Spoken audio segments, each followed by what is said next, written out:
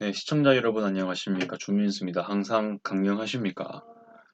자, 이번 중동 이슈 매우 큰 사건입니다. 제가 봤을 때, 자, 큰 사건이란 얘기를 자주 안 하는 성향이 있는데요. 이번 사건은 작은 사건이라 보긴 좀 어렵습니다. 왜냐?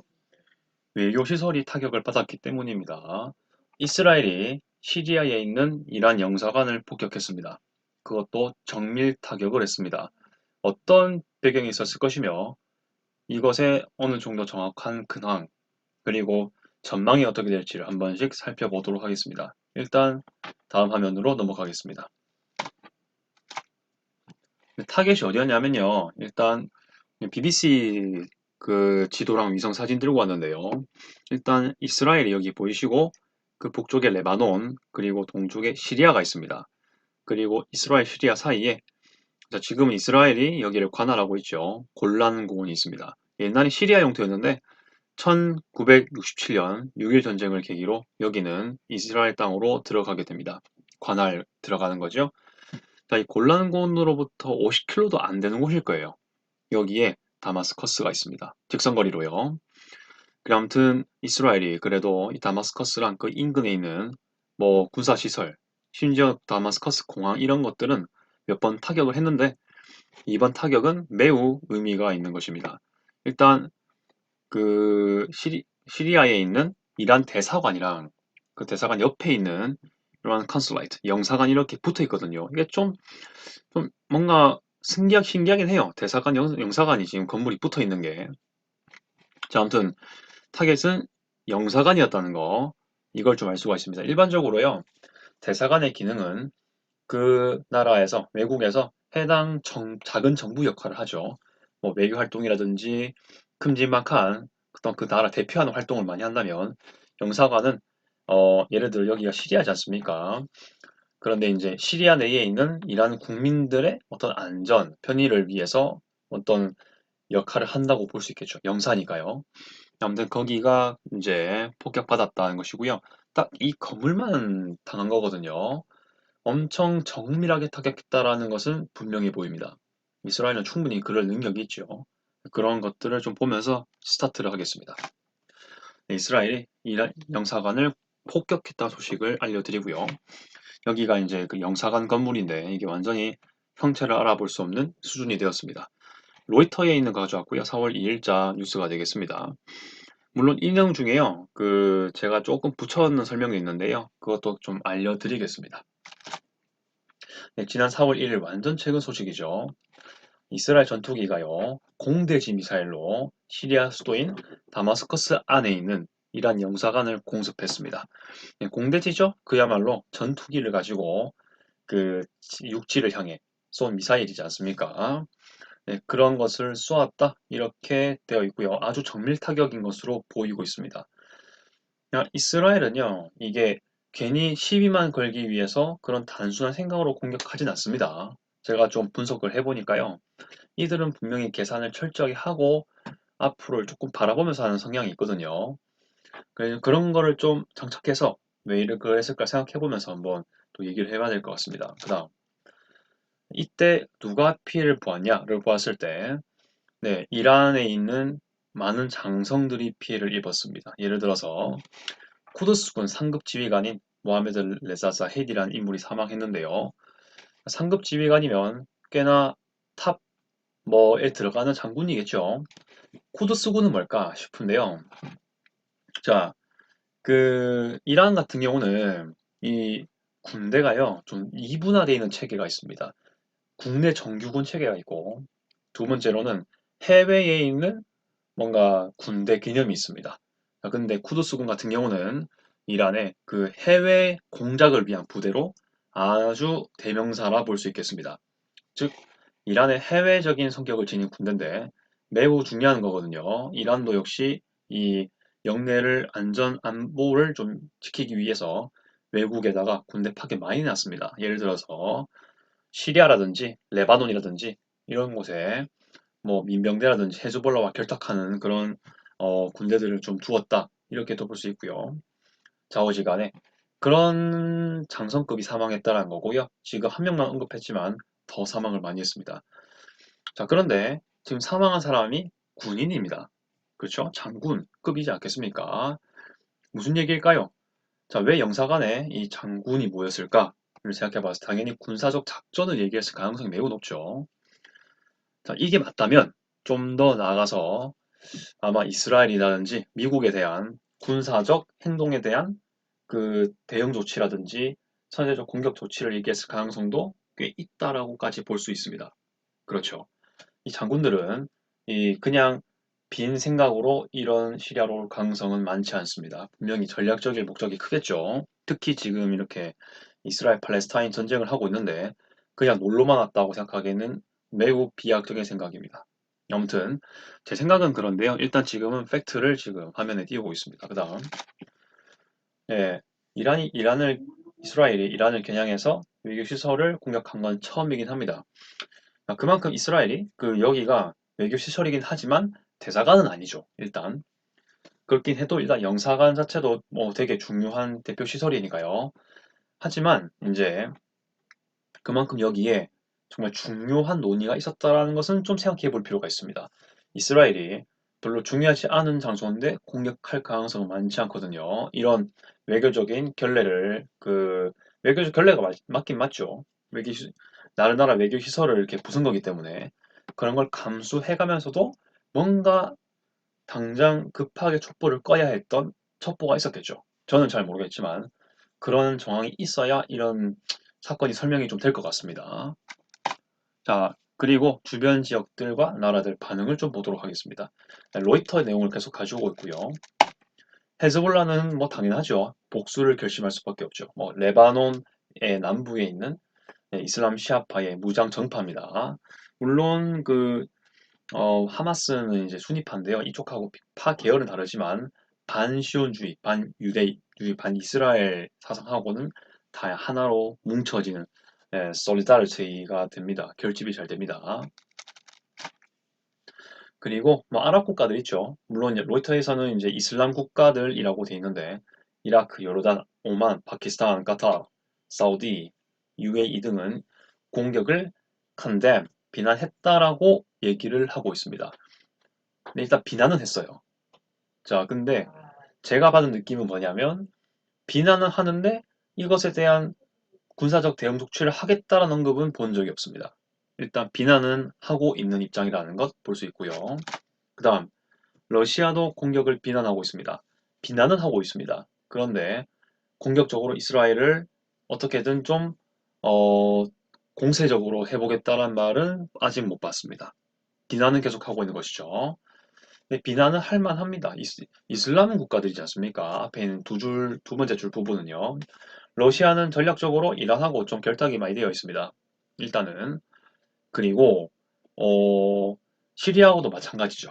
그래서 시리아 내에서의 이스라엘 영향력, 어떤 억제력이 좀 다시 보여지니까 겉으로는 일단 러시아가 좀 견제받는 느낌이 들 수는 있을 겁니다.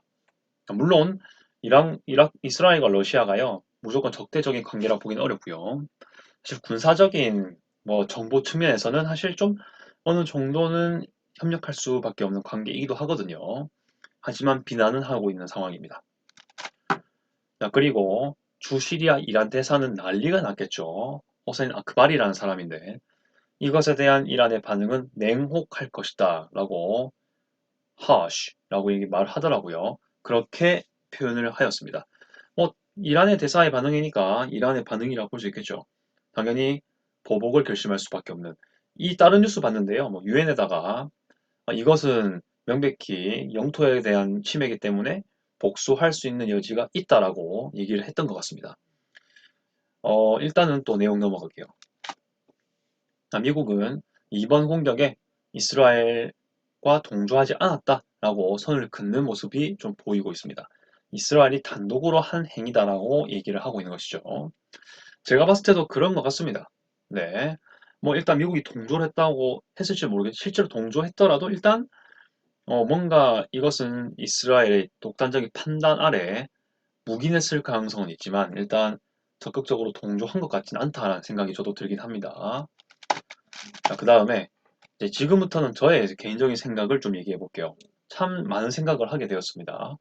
지금 내용은요, 지금 언급하는 것들은 뭐 어떤 뭐 근거를 좀 두면서 최대한 두면서 얘기하는 거니까요. 한번 말씀드려 보겠습니다. 자, 이스라엘도요. 계산을 분명히 했을 수밖에 없습니다. 일단 이스라엘 같은 경우는 가자 지구 정리가 아직 안 된 상태입니다. 아직도 하마스의 탑 뭐 1인자, 2인자만 살아남아 있죠. 그리고 헤즈볼라하고도 경계 중이기 때문에 전쟁 지속되고 있습니다. 그 와중에 괜히 시리아 이런 데다가 전선을 늘려가지고 국가를 혼란스럽게 만들 필요는 없죠. 그런데 이렇게 전쟁을 불리하게 만들 수 있을 만한 뭔가 해프닝이 여기서 있었을 거예요. 시리아에서. 그러니까 저기 영사관에서 장군들이 해외를 했을 수 있겠죠.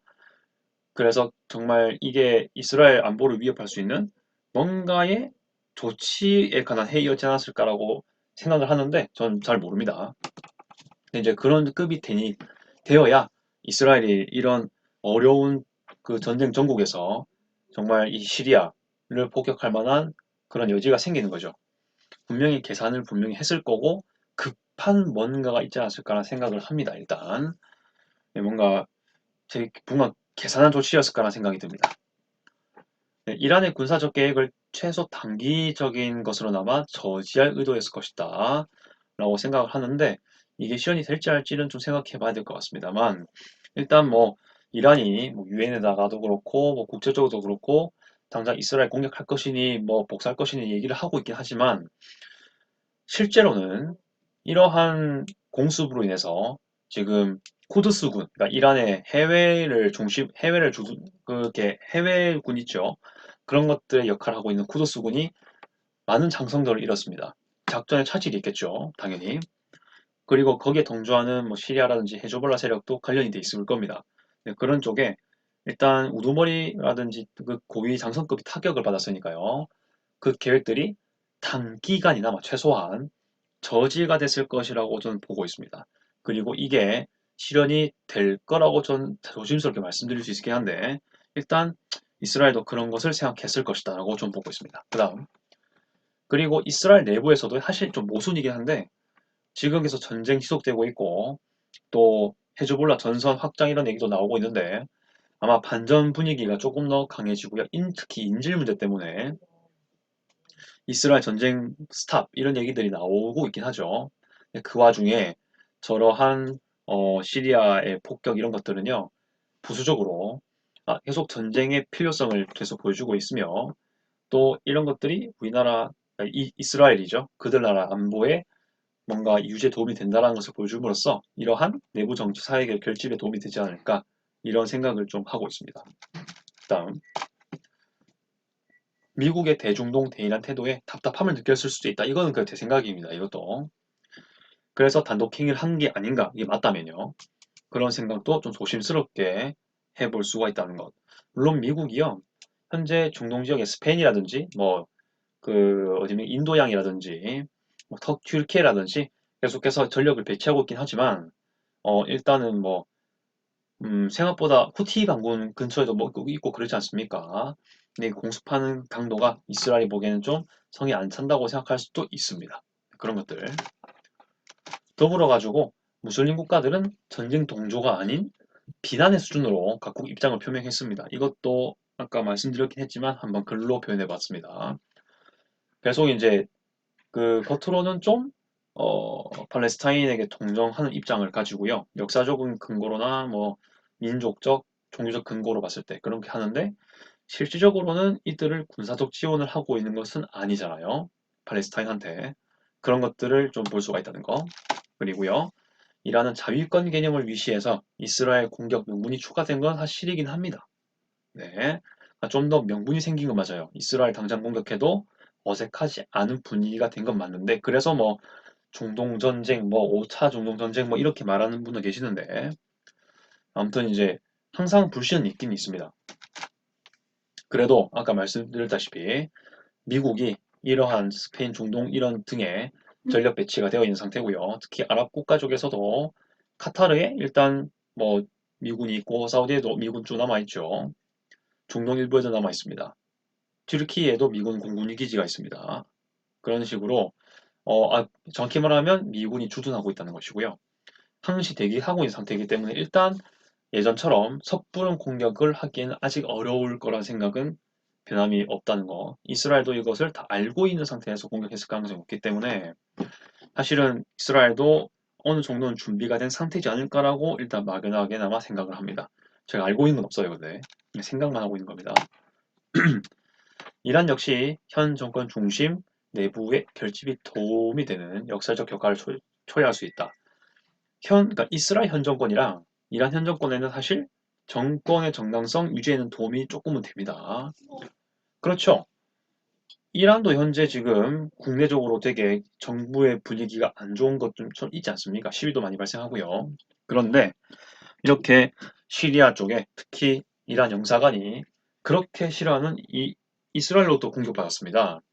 그러면 현 정권은 그 안보 유지를 위해서 계속 공격해야 된다. 계속 이스라엘 반대해야 된다. 이런 것을 계속 소셜미디어라든지 공적 밝혀주면은 내부 결집이 될 수 있겠죠. 그런 것들도 말할 수 있습니다. 자, 여러분 생각은 어떠합니까? 이번 영상은요, 지난 영상과는 달리 저의 생각도 좀 많이 담겼다고 볼 수 있겠습니다. 여러분 생각은 어떠하십니까? 댓글을 통해서 좀 더 공유하면 좋겠고요. 끝까지 시청해 주셔서 감사드립니다. 시청 감사드리고요. 이상 주민있었습니다. 아디오스.